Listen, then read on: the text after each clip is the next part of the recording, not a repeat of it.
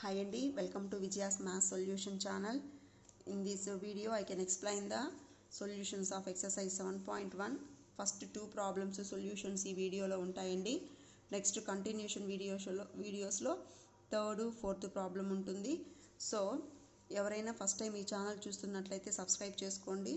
అప్పుడు మీకు ఏది నేను వీడియో పెట్టినా మీకు వెంటనే అప్డేట్ అవుతుంది. So tell your opinion using the comments అండి. I can start the exercise 7.1. So before starting the exercise 7.1, first we can discuss about the point of the compound ratio, because of exercise 7.1 depends upon the compound ratio. So first I can explain what's the meaning of the compound ratio, how we find the compound ratio. So we can take a is to b is one ratio, అంటే a is to b అనేది ఒక ratio, next c is to d another ratio అనుకుంటే అప్పుడు how we find the compound ratio of these two. Therefore compound ratio is equal to a is to b ఒక ratio అండి, c is to d another ratio. ఈ a is to b లో first term ఏమంటాము అంటే antecedent అంటాం, second term ఏమంటాము consequent. So a అనేది ఇక్కడ యాంటిసిడెంట్, బి అనేది కాన్సిక్వెంట్. ఈ రేషియోలో ఫస్ట్ టర్మ్ ఏంటి c antecedent, d consequent second term. So how we find the compound ratio అంటే antecedents product. So antecedents product is to consequent product. So that's the way to find the compound ratio.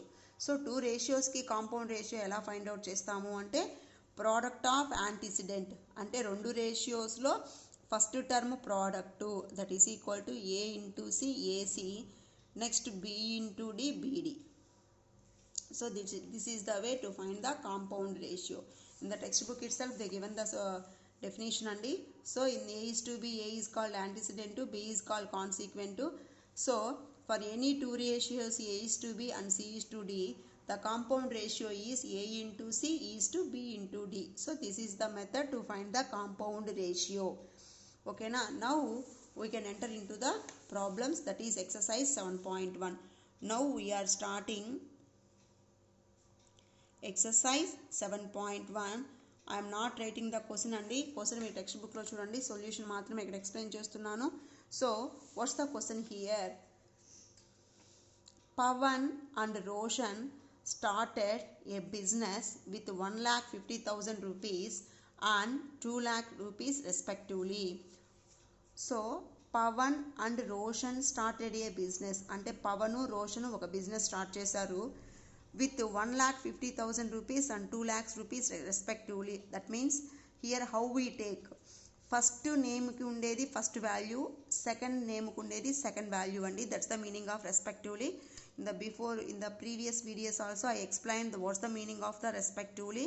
So ఇక్కడ respectively అంటే meaning ఏంది అంటే వరుసగా, అంటే ఇక్కడ మీకు వరుసగా నేమ్స్ ఇచ్చాడు, ఇక్కడ వరుసగా అమౌంట్ ఇచ్చాడు కదా. సో ఏ అమౌంట్ ఎవరికి, which amount belongs to which person. So Pavan first name కాబట్టి ఫస్ట్ అమౌంట్ ఫస్ట్ పర్సన్కి, సెకండ్ నేమ్ రోషన్ కాబట్టి సెకండ్ అమౌంట్ సెకండ్ పర్సన్కి, right. So after 9 months Roshan left from the business. 9 months తర్వాత ఏం చేశాడు, రోషన్ బిజినెస్లో నుంచి వెళ్ళిపోయాడు. లెఫ్ట్ అంటే వెళ్ళిపోయాడు, తొలగిపోయాడు. At the end of the year అయిపోయిన తర్వాత they got a profit of 45,000 rupees. Then find the profits shared by Pavan and Roshan.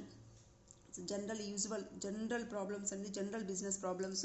So Pavan Roshan ఒక బిజినెస్లో ఇన్వెస్ట్మెంట్ చేశారు. 9 months తర్వాత రోషన్ వెళ్ళిపోయాడు, కానీ పవన్ మాత్రం 1 year ఫుల్గా ఇక్కడ ఉన్నాడు.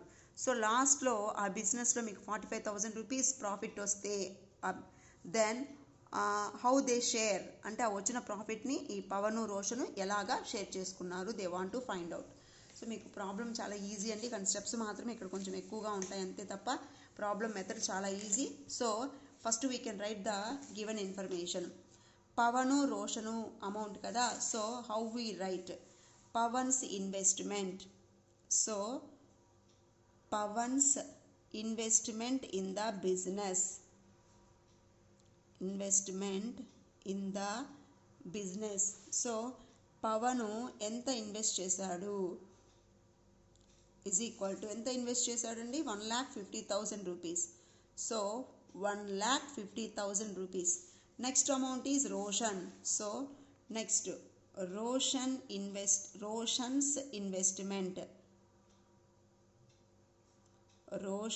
Investment in the business.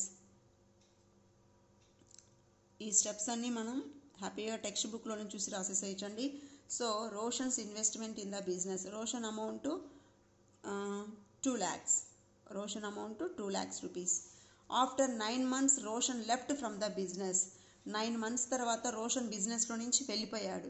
అప్పుడు పవన్ మొత్తం ఇయర్ మొత్తం ఉన్నట్టు. So time period first person మనం పవన్ తీసుకున్నాం కాబట్టి ఫస్ట్ టైం కూడా పవన్దే రాయండి. So time period of first person Pavan. So time period of Pavan అంటే పవన్ టైం పీరియడ్ ఎంత 12 months. మనం మంత్స్లో తీసుకునేస్తున్నామండి ఎందుకంటే రోషన్ కూడా మంత్స్లో ఇచ్చాడు కాబట్టి. So after 9 months Roshan left అన్నాడు. 9 నెలల తర్వాత రోషన్ వెళ్ళిపోయాడు. So time period of Roshan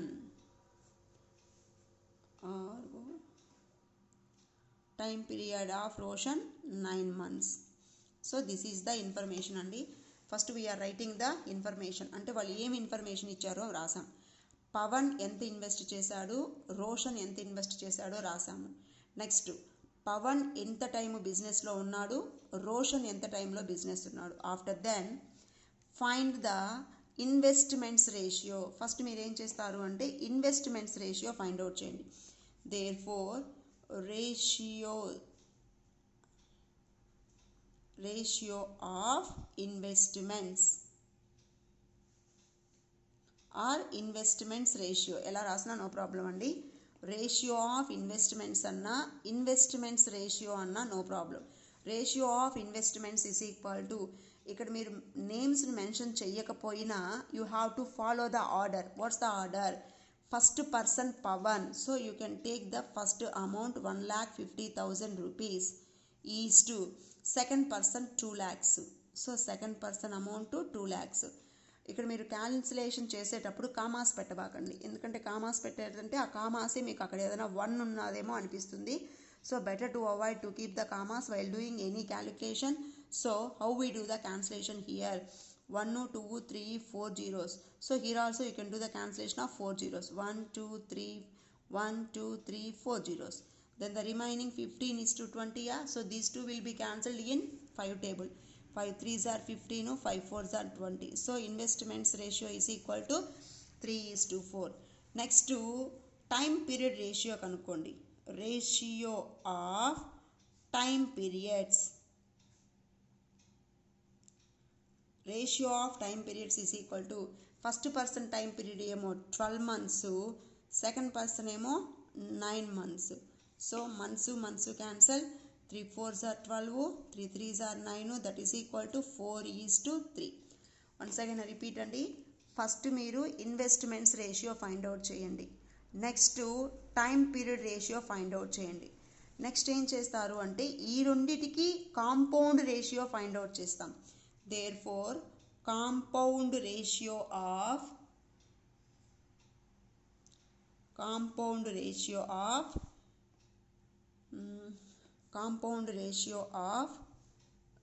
these two ratios అంటే ఈ 2 రేషియోస్కి కాంపౌండ్ రేషియో ఫైండ్ అవుట్ చేస్తున్నాం. So compound ratio of these two ratios. So that implies అంటే ఫస్ట్ రేషియో ఏమో 3:4 కామా నెక్స్ట్ వన్ ఏమో 4:3. దీనికి కాంపౌండ్ రేషియో అంటే first term products is to second term products. First term products అంటే 3 4s are 12 is to second term products అంటే 4 3s are 12. అంటే antecedents product is to consequent products. Once again repeat అండి. First మనం investments ratio find out చేస్తాము. Next time period ratio find out చేస్తాం. So what's the meaning of this one అంటే first person investment parts 3, time parts 4, second person investment parts 4, time period 4. అంటే వాళ్ళకు వచ్చిన ప్రాఫిట్ని ఎలా షేర్ చేయాలి, investment into time, investment into time. So 3 4s are 12, 4 3s are 12. Total profit how much they given, total profit is equal to 45,000 rupees. So ఇక్కడ మీరు compound ratio find out చేశారు కదా. సో ఇక్కడ ఏం చేస్తారు అంటే total ratio is equal to, ఇక్కడ మీరు టోటల్ ఫైండ్ అవుట్ చేయండి. 12 + 12 ఈజ్ ఈక్వల్ టు 24 ఇక్కడ మనకి. So total profit at the end of the year their profit is equal to, at the end of the year, at the end of the year profit is equal to, how much they got the profit, 45,000 rupees. So ఈ compound రేషియోలో first one ఎవరు, పవన్. కాబట్టి Pawan parts 12, Roshan parts కూడా ఇక్కడ 12. therefore Pavan's share is equal to total amount ఏమో 45,000 rupees into Pawan parts మీకు ఎన్ని వచ్చాయి 12 బై టోటల్ పార్ట్స్ ఎన్ని వచ్చాయి 24. So 12/24, 12 1s 12 2s are 24. ఇక్కడ లాస్ట్లో మీకు 0 ఉంది కాబట్టి ఇది 2 అనేది దీన్ని డివిజన్ చేస్తుంది. 2 1s, 2 2s are 4, 2 2s are 4, ఇక్కడ 1 ఉంటుంది, 2 5s are 10, 0 0. సో పవన్ ఎంత వచ్చింది మీకు 22,500 rupees. Next Roshan share is equal to, Roshan's share is equal to total ప్రాఫిట్లో నుంచి పవన్ అమౌంట్ని సబ్ట్రాక్షన్ చేసేయండి. సో 45,000 రూపీస్లో నుంచి 22,500ని సబ్ట్రాక్షన్ చేయండి. 0 ఇక్కడ నుంచి బారో తెచ్చుకుంటే 10, 10 - 5 5, ఇక్కడ ఎంత ఉంటుంది 9 - 5 4, ఇక్కడ బారో వెళ్ళిపోయింది కాబట్టి ఇక్కడ ఎంత ఉంటుంది అంటే మీకు ఇక్కడ 22,500 అండి. సారీ ఇక్కడ 22,500. సో 10 - 5 5, ఇక్కడ బారో వెళ్ళిపోయింది కాబట్టి 4 - 2 2 2. So 22,500 rupees. ఇక్కడంతా రూపీస్, ఎందుకంటే రోషన్ షేరు పవన్ షేరు ఈక్వల్గా ఉంటుంది, ఎందుకంటే వాళ్ళ అక్కడ వచ్చిన కాంపౌండ్ రేషియోలో రెండు ఈక్వల్గా వచ్చాయి కాబట్టి. ఓకే అండి. నెక్స్ట్ సెకండ్ ప్రాబ్లం సేమ్ అండి. ఎక్సర్సైజ్ 7.లో ఉండే ఈ 4 ప్రాబ్లమ్స్ ఒకటే మెథడ్ అండి. So next I can start the second problem. Salman started a hotel with an amount of 75,000 rupees. After 5 months, Deepak joined with an amount of 80,000 rupees. At the end of the year, they earned a profit of 73,000 rupees. How will they share their profit? Same model andi. మీకు just names amount మాత్రమే మారుతుంది. So Salman amount in the business are I'm writing only answer అండి. So Salman amount in the hotel. So ఆ హోటల్లో Salman amount ఎంత అంటే 75,000 rupees. Next Deepak amount is equal to, Deepak ఎంత amount పెట్టాడు మీకు అక్కడ 80,000 rupees. So 80,000 rupees. Next time period చూద్దాం.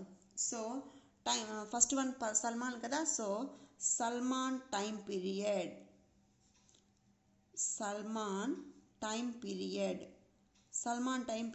12 months. ఎందుకంటే అక్కడ పర్టికులర్గా ఎన్ని మంత్స్ ఉన్నాడని చెప్పలేదు అంటే 12 months. After 5 months Deepak join అన్నాడు. సో 5 months తర్వాత దీపక్ జాయిన్ అయ్యాడు అంటే మొత్తం మనకు ఉండేది 12 months అండి ఇయర్లో. 5 months తర్వాత తను జాయిన్ అయ్యాడు అంటే ఇంకా మిగిలినవి ఎన్ని మంత్స్ 7 months. అంటే 5th monthలో తను జాయిన్ అయ్యి 12 months దాకా అంటే డిసెంబర్ మంత్ దాకా అతను ఉన్నాడు. అంటే మొత్తం ఎన్ని మంత్స్ ఉన్నట్టు బిజినెస్లో 7 months. ఇది చాలా జాగ్రత్తగా చూడాలండి. ఆఫ్టర్ 5 months దీపక్ జాయిన్డ్, అంతేగాని 5 months బిజినెస్లో ఉన్నాడు అని కాదు. ఆఫ్టర్ 5 months దీపక్ జాయిన్డ్ అంటే జనవరి, ఫిబ్రవరి, మార్చ్, ఏప్రిల్, మే అనుకుంటే మే తరువాత తను జాయిన్ అయ్యాడు అంటే 6th monthలో జాయిన్ అయ్యాడు, 12th month దాకా ఉన్నాడు. So how many months we can take as a time period 7 months. So Deepak time period is equal to after 5 months join అయ్యాడు అన్నాడు కాబట్టి 7 months. ఇది ఇదొక్కటే అండి, ఇక్కడ కొంచెం జాగ్రత్తగా చూడాలి. Next same model investments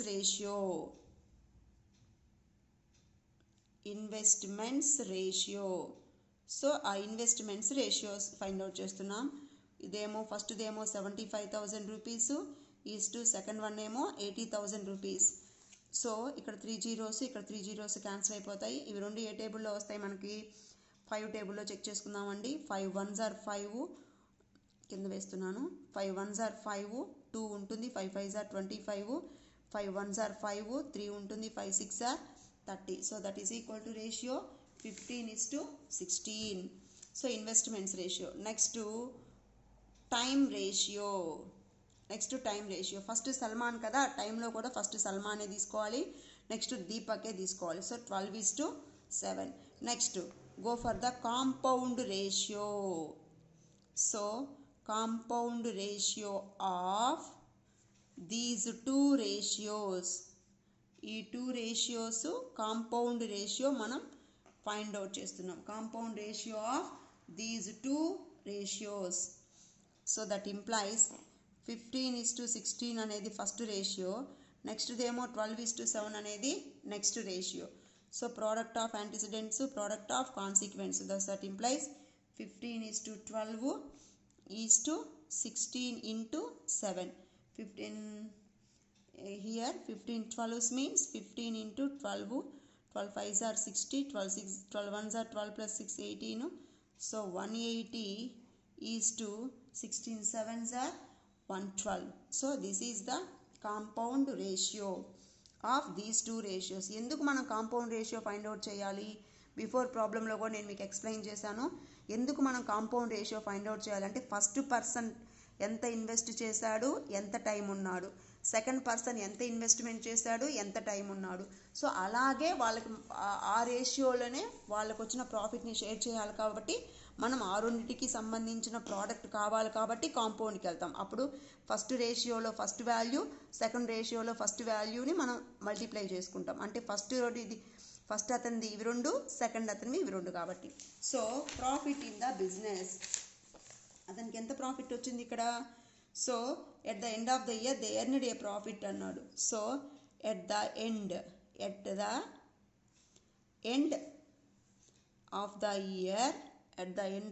year profit is equal to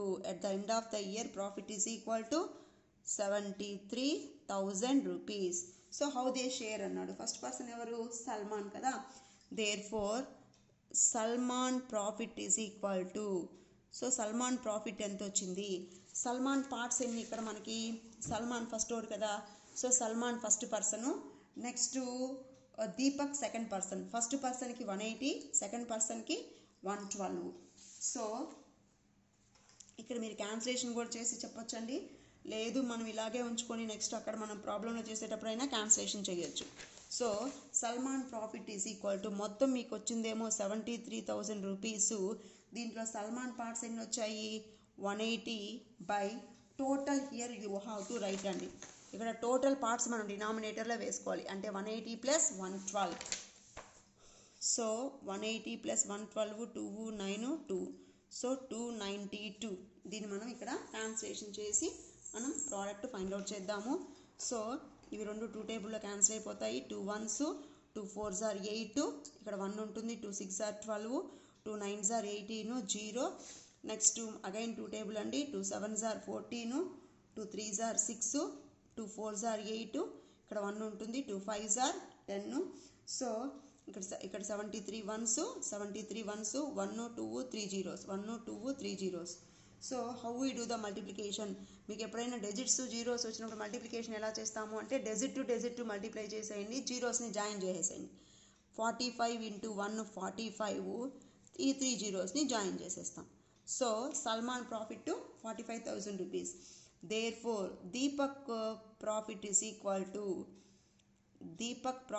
equal to total amount ఏమో 73,000 రూపీస్, దీంట్లో సల్మాన్కి వచ్చిందేమో 45,000 rupees. We can do the subtraction. So 73,000లో నుంచి 45,000ని సబ్ట్రాక్షన్ చేద్దాం. 0 0 0 13 మైనస్ 5 8, ఇక్కడ బారో వెళ్ళిపోయింది కాబట్టి 6 ఉంటుంది. 6 minus 4 2. So the amount is equal to 28,000 rupees. Okay అండి. So this is the 2 problems. ఇది రెండు ఒకే మోడల్ అండి. ఫస్ట్ మనం వాళ్ళు ఇన్వెస్ట్ చేసిన అమౌంట్స్కి రేషియో ఫైండ్ అవుట్ చేస్తాము. నెక్స్ట్ వాళ్ళు ఉన్న టైం పీరియడ్కి రేషియో ఫైండ్ అవుట్ చేస్తాము. ఆఫ్టర్ దెన్ ఆ రెండు రేషియోలకి కాంపౌండ్ రేషియో ఫైండ్ అవుట్ చేస్తాము. ఆ కాంపౌండ్ రేషియోలో వచ్చే వాల్యూస్ని బట్టి ఆ ప్రాఫిట్ని మనం షేర్ చేస్తాము. ఓకే అండి. నెక్స్ట్ 3-4 ప్రాబ్లమ్స్ నెక్స్ట్ కంటిన్యూషన్ వీడియోలో వస్తాయండి. ఎవరైనా ఛానల్ సబ్స్క్రైబ్ చేసుకోకుండా ఉంటే if you satisfies this subject, this explanation, you can subscribe the channel అండి. థ్యాంక్ యూ అండి. Thank you.